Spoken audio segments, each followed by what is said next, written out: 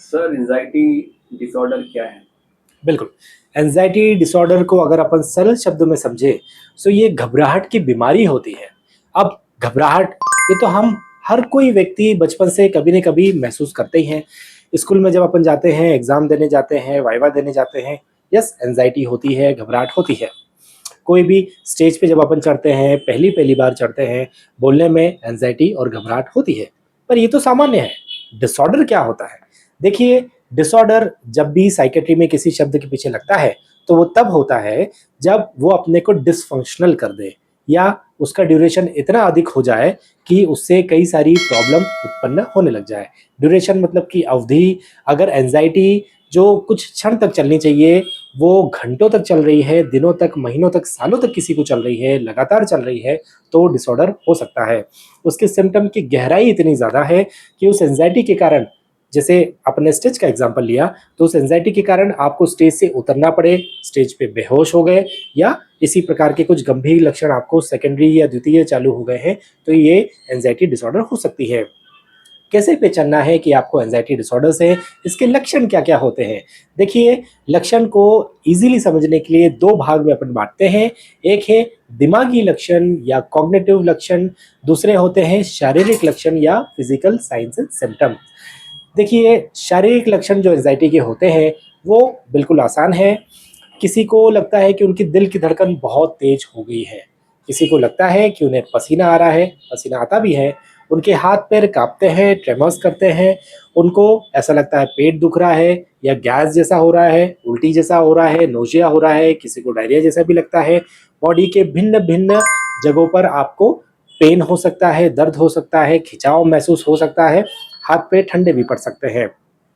वहीं अगर अपन कॉग्निटिव लक्षणों की बात करें, मतलब दिमागी लक्षणों की बात करें, तो उसमें हमेशा चिंताएँ रहती है। क्या चिंता रहती है? कि कुछ गलत ना हो जाए, अगर वो हो जाएगा तो हम क्या करेंगे? उसे कैसे रोका जाए? इस प्रकार की जो संभावना से अधिक किसी चीज़ की चिंता रहती है और चिंता अपने को इतनी खाई जाती है या इतना अपना समय ले लेती है कि आप नॉर्मल काम करने में डिसफंक्शनल हो जाएँ, ठीक से नहीं कर पाएँ। तो ये 2 प्रकार के लक्षण हैं, एंजाइटी, घबराहट, चिंताओं की इस प्रकार से बीमारी होती है। अब इसकी अवधि के बारे में अगर बात करें, तो जो घबराहट चालू होती है, ये एकदम से भी चालू हो सकती है, एकदम मतलब बिल्कुल अब्रप्ट ऑनसेट हो सकता है और इतनी तेज़ी से इसका जो सारे सिम्पटम्स आ सकते हैं कि व्यक्ति जो है उस समय उसको सहायता करनी पड़े, वो खुद को सँभालनी पड़े और बहुत ज़्यादा उसको डर भी लगता है, ऐसा लगता है कि कहीं हमें हार्ट अटैक ना आ जाए या कहीं हमारी जान ना निकल जाए। इसको बोलते हैं पैनिक अटैक्स या एंग्ज़ायटी अटैक्स या एंग्ज़ायटी स्पेल्स। इसको डिटेल में डिस्कस करने के लिए हमने अलग एक वीडियो बनाया है, पर इसे बोलते हैं एंग्ज़ायटी स्पेल्स, एंग्ज़ायटी अटैक या पैनिक अटैक। दूसरे प्रकार के होते हैं जिसमें थोड़ी कम प्रकार की घबराहट चलती है, लेकिन वो लगातार चलती रहती है। कोई महिला है, खाना बना रही है, घबरा रही है, ठीक से हम नमक, मिर्ची ठीक से डाल पाएँगे कि नहीं, लोगों को पसंद आएगा कि नहीं, इस प्रकार के लगातार थॉट्स उनको चलते रहते हैं।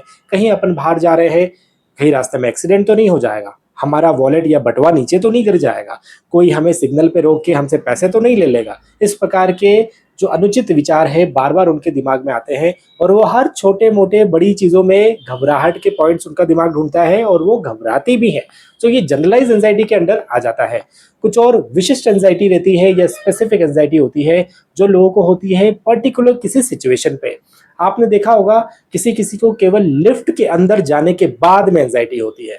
किसी को केवल मूवी हॉल के अंदर, सिनेमा हॉल के अंदर जाने के बाद में एंग्ज़ायटी होती है, किसी को हाइट पे जाके एंग्ज़ायटी होती है, किसी को किसी विशेष प्रकार की वस्तु या जीव-जंतु से, जैसे किसी को कॉकरोच, बिच्छू, किसी को कुत्ते, इन लोगों से देख के या इनके दिमाग में बात भी आ जाती है, तो उनको एंग्ज़ायटी जैसा महसूस होने लगता है, फ़ोबिया कहलाता है। सो ऐसे विभिन्न प्रकार के एंग्ज़ायटी डिसऑर्डर्स होते हैं, फ़ोबिक डिसऑर्डर्स होते हैं।